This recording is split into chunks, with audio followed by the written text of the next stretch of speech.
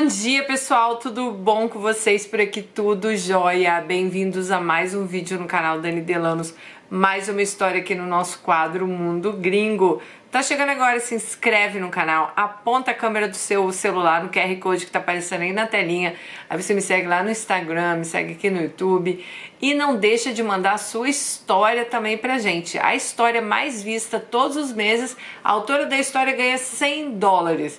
Então, manda sua história também, sem preguiça de escrever, meninas. Vamos lá pro computador, fala, Dani, eu tenho uma história assim, assim, assado. Pode ser caso de família, sobrenatural, história de superação, história de imigrantes que foram pra fora, ou deram certo ou deram errado. Então, assim, se você tem uma história interessante que você acha que você pode dividir com a gente, manda pra cá. Bom, vamos lá, nossa história de hoje. O e-mail para você mandar sua história, gente, todo mundo sempre me pergunta, tá aqui embaixo no box de informação, tá? Então, o e-mail tá embaixo, é só vocês abrirem aí e acessar direitinho. Deixa eu limpar meu óculos, que não está fácil. Vamos lá. Bom, o título ela que escolheu, a maior decepção da minha vida. Dani, me chamo Alice, tenho 25 anos, curto muito seu canal, adoro as histórias que são contadas nele e principalmente a forma que você se expressa e dá sua opinião. Por isso eu criei coragem para contar minha história. Diferentemente de outros canais que eu assisto, o seu canal tem um grande diferencial e para mim esse diferencial é você. Que não só conta a história, mas opina sobre ela e nos dá conselho. Nunca você fica em cima do muro para se posicionar em nenhum tema. E olha que eu já vi cada tema no seu canal que nem mesmo o famoso Rivotril estava dando conta. A minha história ela não vai ficar para trás não, principalmente sobre o assunto que vou abordar nela. Não vou entrar muito em detalhes sobre a minha vida antes do casamento, pois o tema central da minha história aconteceu depois do meu casamento. E por conta disso, eu vou dar uma resumida sobre a vida que eu tinha antes de me casar. Bom, como eu já disse inicialmente, eu tenho 25 anos, trabalho numa multinacional. Minha mãe se separou do meu pai quando eu tinha 4 anos de idade. Eu fui criada somente por ela e meu pai, depois que abandonou minha mãe, sumiu no mundo. Nunca mais quis saber nem de mim, nem do meu irmão mais novo, que na época da separação tinha apenas 2 anos de idade. Minha mãe foi uma verdadeira guerreira. Nessa época, ela conseguiu, dentro do possível, oferecer o melhor pra gente.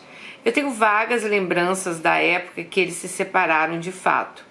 Mas segundo a minha tia, muito próxima, ela me conta que minha mãe sofreu muito nesse período, pois ela amava muito meu pai. E repentinamente, ele conheceu uma outra mulher e simplesmente comunicou à minha mãe que queria se separar. Minha mãe tinha 2 filhos pequenos, ficou totalmente desorientada nesse período. Mas com a ajuda dos meus avós, das minhas tias, ela se superou. Bom, minha mãe acabou se casando novamente. Eu nunca tive uma boa relação com meu padrasto. Ele entrou na minha vida, ele entrou na vida da minha mãe quando eu estava entrando na adolescência. E acredito que por ele ter formação militar, ele queria transformar nossa casa num quartel-general. Ele quis colocar algumas regras que antes não existiam e por conta disso eu tive inúmeros embates com ele. Até que quando completei 16 anos de idade, eu tive uma briga muito feia com meu padrasto e tomei a iniciativa de morar com a minha avó. Tomei essa decisão depois de uma conversa que eu tive com a minha tia. Ela acabou convencendo que minha mãe merecia ser feliz novamente ao lado de um homem. Que ele, apesar desse jeito aí de general, ele era uma boa pessoa. Então eu comecei a enxergar que eu não tinha o direito de questionar o casamento da minha mãe. Então eu decidi sair de casa e ir morar com a minha avó. Eu só quero deixar claro que o Freitas, que é o padrasto, não era má pessoa, porém eu acho que eu não consegui me adaptar com o padrasto dentro de casa. Fora isso, eu nunca concordei com as regras e com o autoritarismo de Freitas. Dani, depois que eu fui morar com a minha avó, comecei a aproveitar mais minha adolescência. Eu nunca fui uma menina de ficar bêbada, encher na cara, mas sempre gostei de sair para paquerar, beijar na boca, conhecer pessoas novas. E na casa da minha avó sempre tive essa liberdade. Mas nunca esquecendo da responsabilidade com os meus estudos. Prova disso é que eu consegui me formar numa excelente faculdade, num curso que eu sempre idealizei fazer. Mesmo tendo a liberdade que eu almejava, quando eu fui morar com a minha avó, eu sempre procurei não me envolver com ninguém que não tivesse um propósito igual ao meu. Prova disso é que o meu primeiro namorado sério que tive, o Alex, ficamos juntos por 2 anos e meio.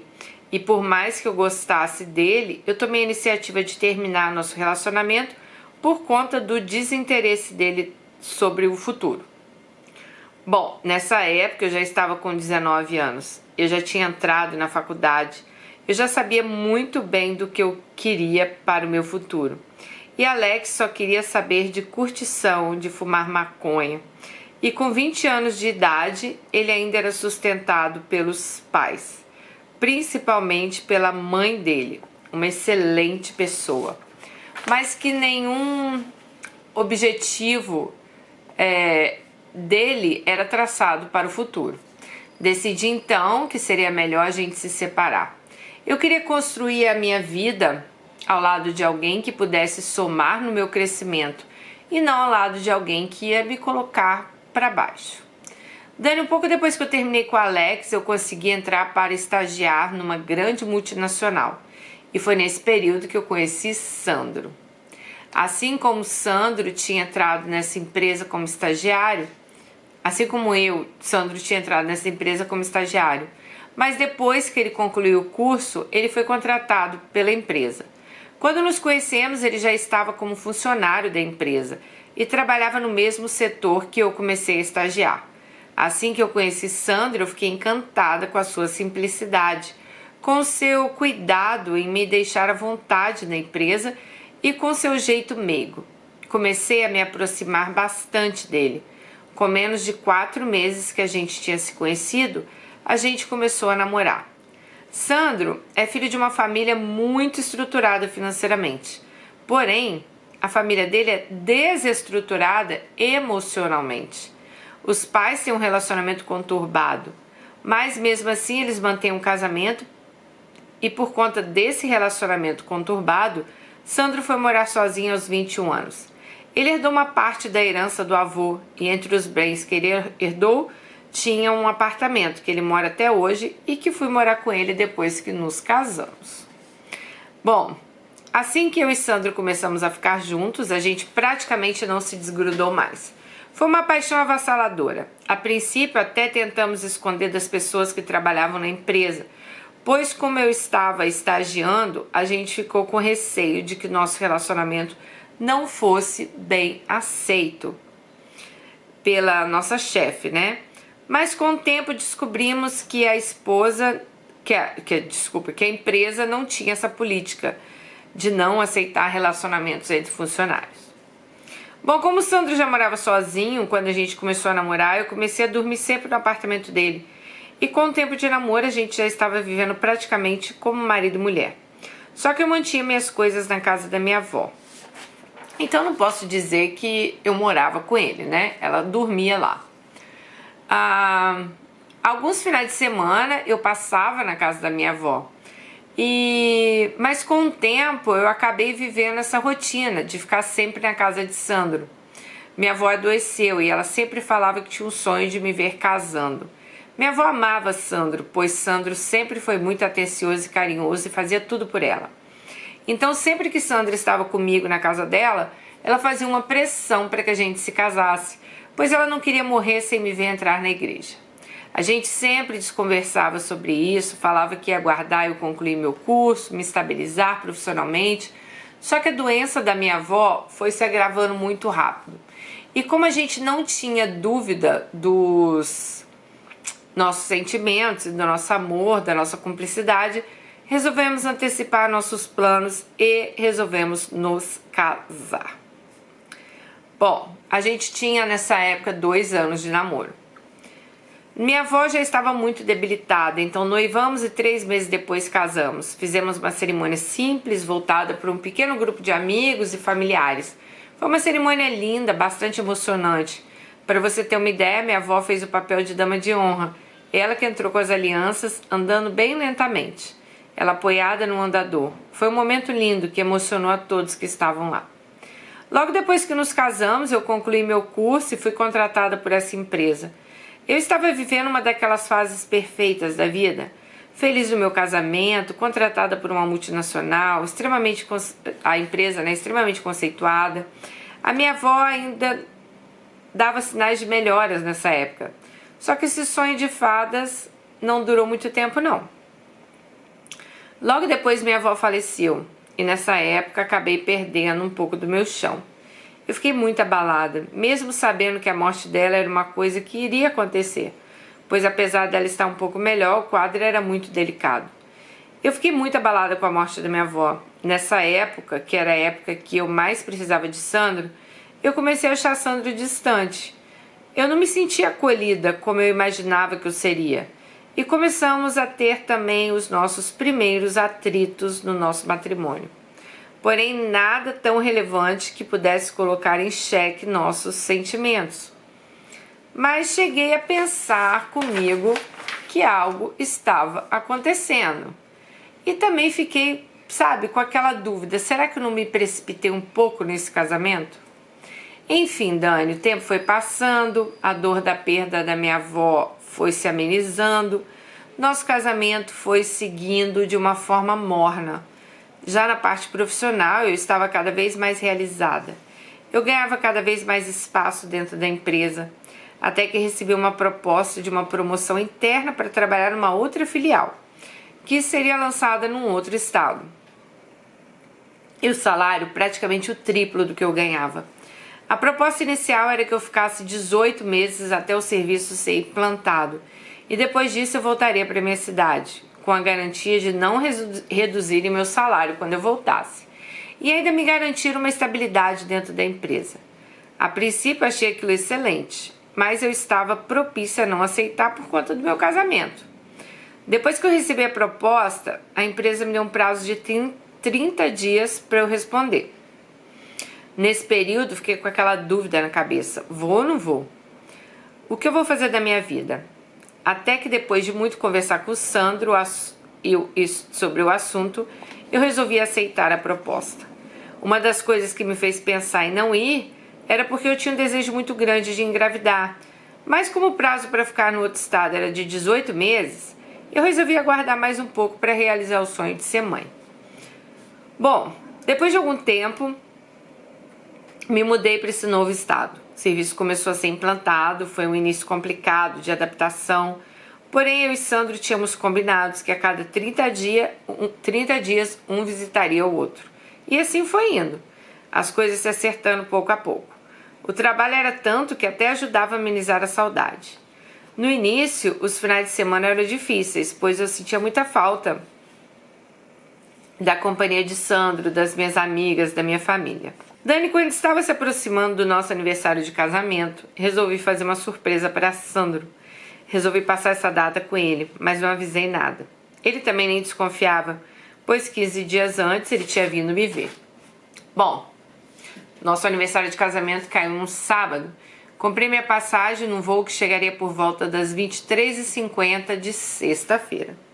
Só que por conta de algum problema na aeronave, esse voo atrasou e acabou pousando 2h30 da manhã. Peguei um transporte de aplicativo e fui para minha casa. Eu estava na expectativa de fazer uma bela surpresa para Sandro. Ao abrir a porta da sala devagarzinho, já achei meio estranho, pois eu vi uma calça e uma blusa masculina que não era de Sandro jogada no sofá. Mas ainda fiquei na dúvida, pois ele poderia ter comprado uma roupa e eu não sabia, né? Só que quando entrei na cozinha, vi uma garrafa de vinho aberta e 2 taças. Achei aquilo mais estranho ainda. Mas o pior estava por vir. Quando abri a porta do meu quarto, tive a maior decepção da minha vida. Sandro estava com outro rapaz, pelado e dormindo abraçado na nossa cama. Dani, tomei um choque tão grande que eu acabei dando um grito. E eu falei, que merda é essa? Ambos acordaram assustados. E a primeira reação de Sandro foi perguntar: Alice, o que você está fazendo aqui? Respondi que eu estava ali, pois eu tinha decidido fazer uma surpresa para ele do nosso aniversário de casamento. Mas que, pelo visto, ele estava pouco se importando, né? Ele começou a se justificar, falando que não era nada do que eu estava imaginando, que fulano de tal era um colega, eles tinham bebido demais e acabaram apagando na nossa cama. Falei que ele era um canalha, sem vergonha, maricona, e que era para ele me esquecer, que eu nunca mais queria olhar para a cara dele. E saí correndo de dentro do apartamento. Desci para a portaria do prédio. Chegando na portaria, tive uma crise de choro. Eu não conseguia fazer mais nada, só chorar. Alguns minutos depois, Sandro desceu atrás de mim e falou que a gente precisava conversar. Falei com ele para ele sair de perto de mim, senão eu ia gritar, e era de madrugada. Eu ia falar para quem quisesse ouvir o que eu tinha acontecido dentro daquele apartamento. Nessa hora ele recuou e subiu novamente. Peguei meu telefone, liguei para uma amiga minha, falei que eu estava precisando de ajuda. Ela, preocupada, perguntou o que estava acontecendo naquela hora. Eu falei que a gente ia conversar pessoalmente. Chamei um aplicativo e fui para casa dela. Cheguei lá, consegui contar para ela o que tinha acontecido. Ela ficou incrédula. Pela manhã, Sandro me ligou desesperadamente e eu firme não atendi uma chamada dele. Ele me ligou mais de 80 vezes nesse dia, que por sinal era o dia do nosso aniversário de casamento. Eu me mantive firme e não atendi nenhuma ligação. Na segunda-feira pela manhã, peguei o primeiro voo e voltei para o meu trabalho. Meu coração estava dilacerado. Eu não entendia quem era Sandro. Eu pensando sobre o que tinha presenciado e totalmente em dúvida sobre os sentimentos de Sandro, a sexualidade dele. Nessa segunda ele me ligou inúmeras vezes e depois do meu expediente eu retornei a ligação. Nessa ligação ele se justificou que teve uma fraqueza e que a distância que a gente estava vivendo estava deixando ele muito mal e por conta disso ele acabou fazendo essa besteira. Ele também assumiu para mim que ele era bissexual, que ele já tinha tido outros envolvimentos com homens na adolescência, mas que ele acabou tendo uma recaída, pois ele não estava sabendo lidar com o vazio da minha ausência e que esse vazio estava consumindo a paz dele. Falei com ele que nada justificaria o que ele tinha feito. Ele então suplicou para que eu não contasse aquilo para ninguém, pois se isso vazasse, eu ia acabar com a vida dele. Então eu falei para Sandro que eu não contaria para ninguém. Só contei para minha amiga que me deu abrigo depois do flagra, mas a mesma me jurou que não falaria nada. Falei que não falaria também, não só por ele, mas porque eu tinha vergonha de contar que eu tinha sido trocada por um homem. E mais uma vez ele se justificou que não tinha me trocado, que tinha sido uma recaída. No final de semana seguinte, Sandro pegou um avião e foi até a cidade que eu estava trabalhando. Mas não deixei ele ficar na minha casa. Saímos para conversar e era visível a vergonha que ele estava sentindo. Falei com ele que eu não tinha perdão e que ele, o que ele tinha feito e que eu queria me divorciar. Ele ficou arrasado e me convenceu a dar um tempo ao tempo. Esse tempo que eu estou dando a ele, Dani, já se passou ao menos 6 meses. Ainda estamos juntos no papel. Eu não entrei ainda com pedido de divórcio.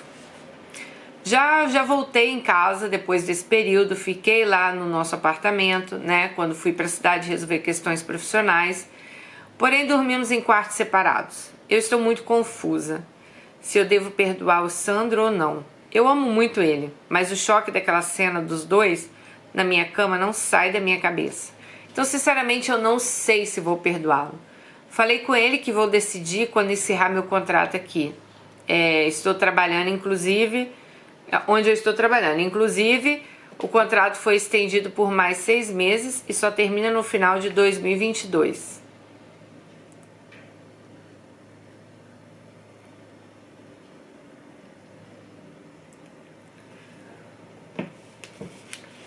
Dani, eu gostaria muito da sua opinião, até porque eu não tive coragem de compartilhar essa história com ninguém, exceto com a minha amiga que me deu abrigo aquele dia.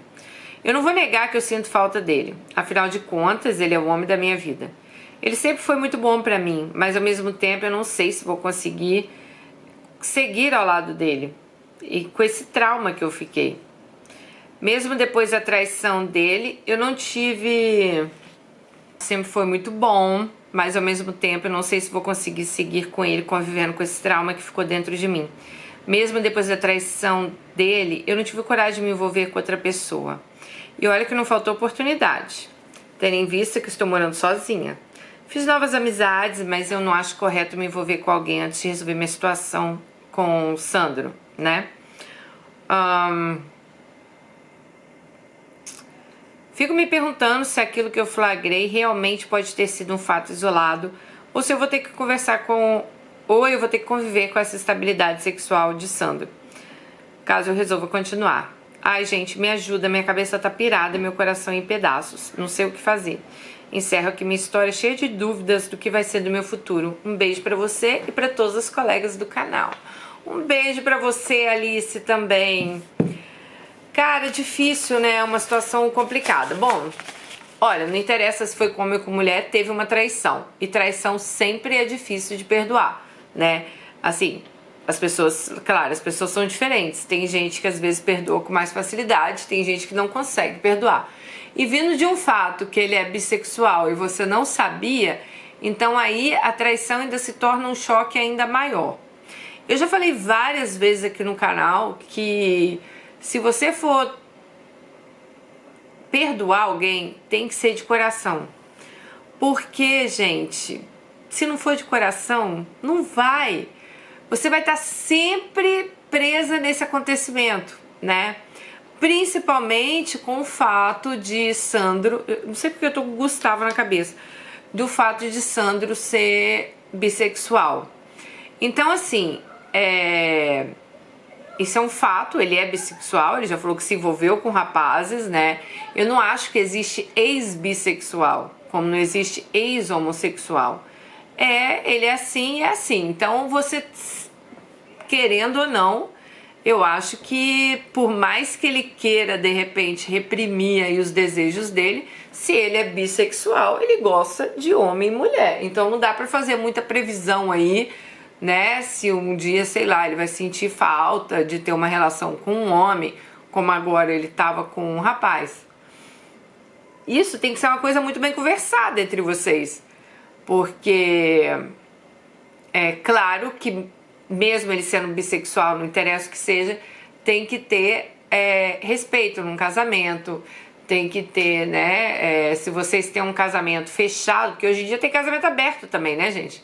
Mas se vocês têm um casamento fechado, tem que ter ali um respeitando o outro, um seguindo de acordo com o que vocês, eu digo com que vocês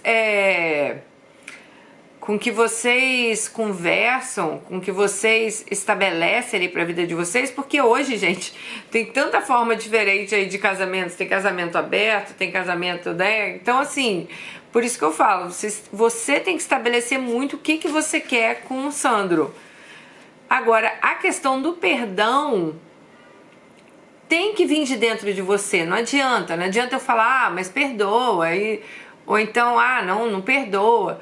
Não, isso tem que vir de dentro de você. E se for algo que você vê que você não está conseguindo, que é algo que vai estar sempre te rondando, não vale a pena continuar, sabe? Porque você vai estar sempre sofrendo. Talvez você vai estar sempre lembrando desse episódio, você vai estar sofrendo, você vai estar sempre pensando, né, no que aconteceu. Não estou nem falando assim dela ficar insegura se ele vai conhecer homens ou mulheres, não, eu tô falando do fato que aconteceu, né?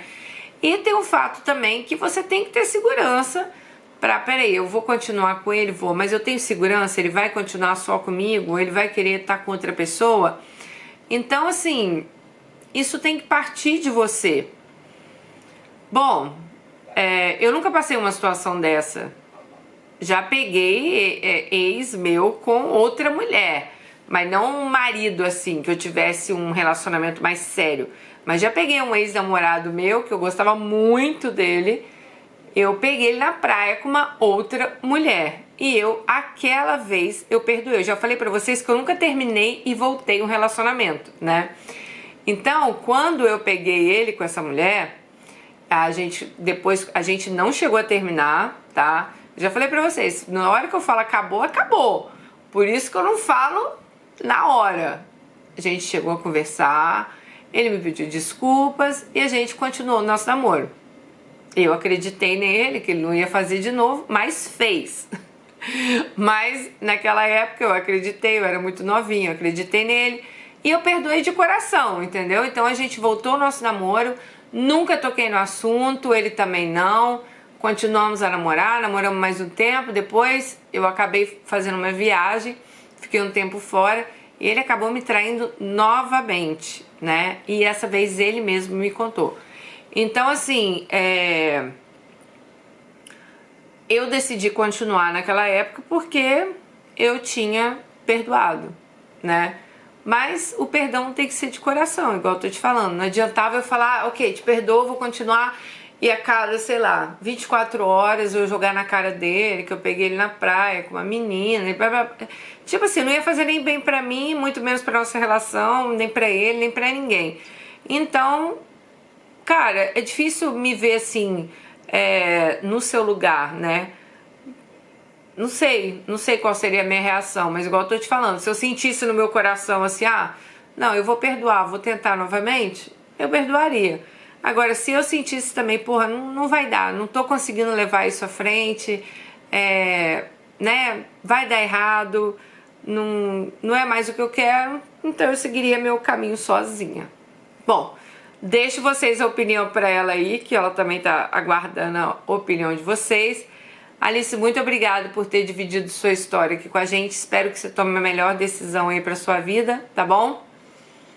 Um super beijo, fiquem com Deus e até o próximo vídeo. Tchau!